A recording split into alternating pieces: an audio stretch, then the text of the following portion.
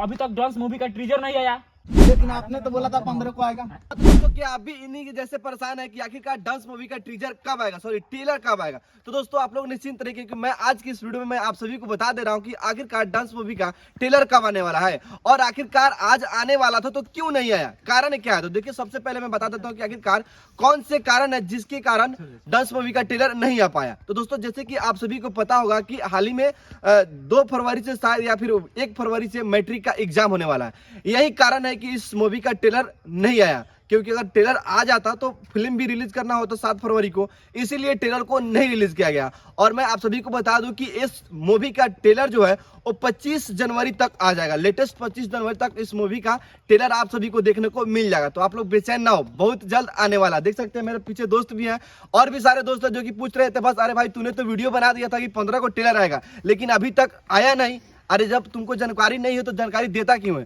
दोस्तों ऐसा बात नहीं है। डांस मूवी का डायरेक्टर धीरज ठाकुर का ही कहना था कि 15 जनवरी को ट्रेलर आएगा और 7 फरवरी को मूवी आएगा, लेकिन आया नहीं। और ये जानकारी मैं खुद नहीं दे रहा हूँ क्योंकि डांस मूवी का डायरेक्टर जी ने बोला है कि यही कारण है कि डांस मूवी का ट्रेलर कल रिलीज नहीं हो पाएगा।